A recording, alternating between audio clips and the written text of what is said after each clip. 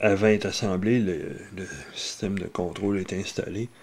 Et puis là, je suis en train de travailler sur le fuselage pour finaliser ça, pour pouvoir fermer le fuselage. Puis, j'aime vraiment pas ce que je vois. J'ai décidé de réparer ça un peu. Je trouve que ça fait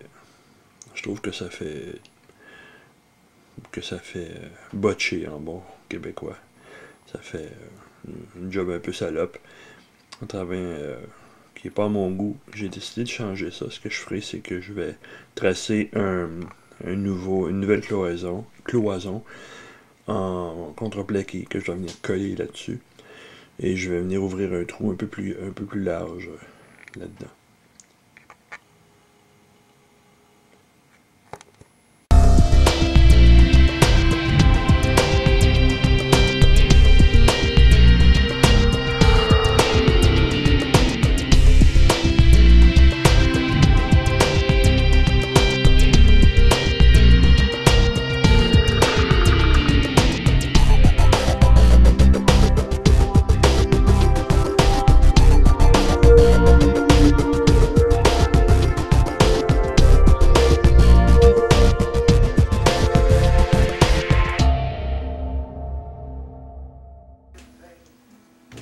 Ma nouvelle pièce qui est prête ici. Je vais maintenant faire un essai pour l'ajuster.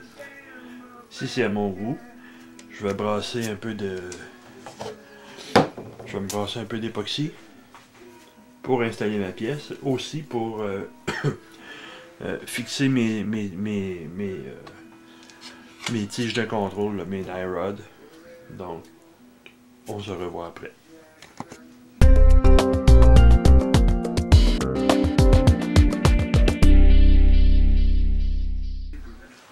Le fait que cet avion-là est rond sur le dessus m'empêchait de le tourner à l'envers et de regarder qu'il soit stable. Il fallait toujours que je le tienne. Et puis, pour contrer ça, j'ai sorti mon super support en styrofoam. Simplement un support carré sur lequel je peux installer mon modèle comme ça.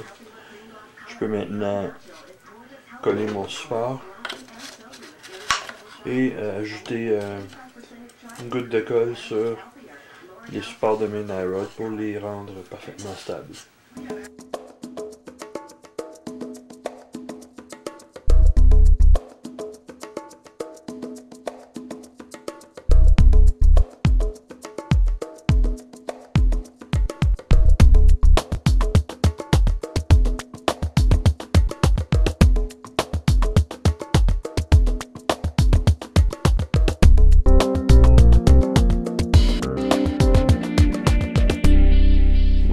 Est collé, maintenant je vais faire l'ouverture.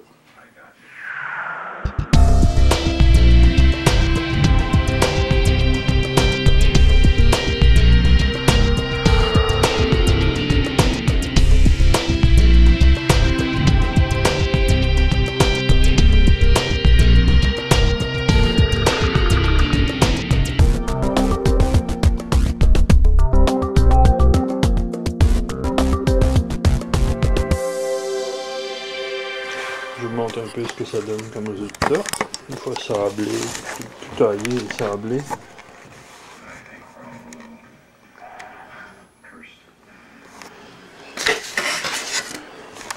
Donc j'aurai une place pour sortir mes rods qui vont arriver de là. Ils vont passer par là pour se rendre jusqu'en avant. Ma prochaine étape, c'est d'installer les rails pour les cerveaux, puis venir installer les deux cerveaux ici. Donc ce serait celui de l'élévateur qui va être au centre, celui du throttle, donc la vitesse du moteur qui va être de ce côté-là. Une autre des choses à faire, c'est de couper le tube de my rod, le tube, donc la tige de contrôle du carburateur, à l'égalité ici du firewall, pour qu'on puisse ensuite installer le support du moteur.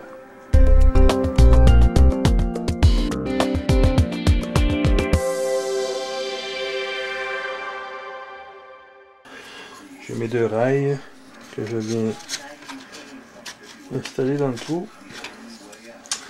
Puis Ce que je vais faire, je vais sortir d'un cerveau.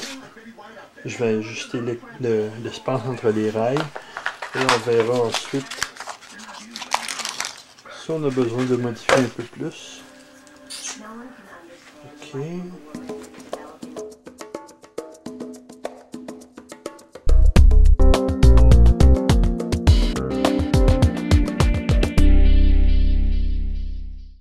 Par curiosité, je vais installer la tige de l'élévateur. On va voir si tout ça est bien.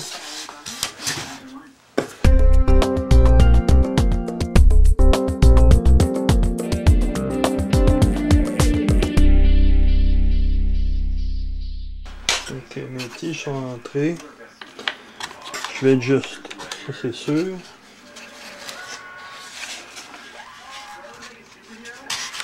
C'est comme si j'avais de... Mais je peux crocher ma tige en fait. Ouais, c'est ça. Ça devrait être bon. Je fais une espèce de Z ou de S dans ma tige.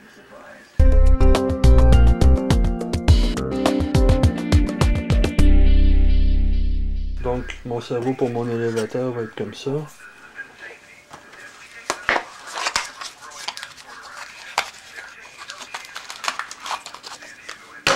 J'en ai un autre.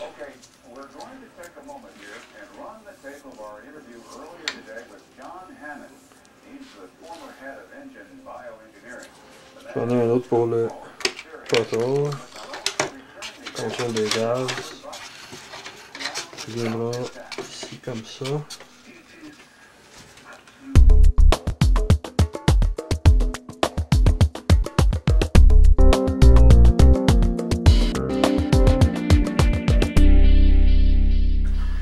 Tu vois qu'il y a différents types de contrôles. Celui que j'ai installé pour le pour le contrôle des rétracts, c'est un bras qui coulisse dans un support. Donc permet d'ajuster la longueur de juste un bras pour faire le travail. Dans ce cas-ci, moi je vais utiliser probablement un de ces deux-là ici, peut-être celui-là pour le. Non, celui-là pour le throttle. Puis ce que je ferai, c'est que je couperai les bras qu'il y a de trop, je m'en garde juste un. Mon système d'isolation des vibrations est installé, un petit peu différent de ce qu'on a vu sur les cerveaux high-tech, mais ça fait le même travail. J'installe maintenant mon cerveau dans mon avion. Quand tu as de la misère comme moi avec les endroits où c'est trop petit, tu peux toujours utiliser des pinces, comme ça, des tweezers, des pinces genre de pinces à souci. Ça facilite bien gros la vie pour aller porter ces petites vis-là à leur place.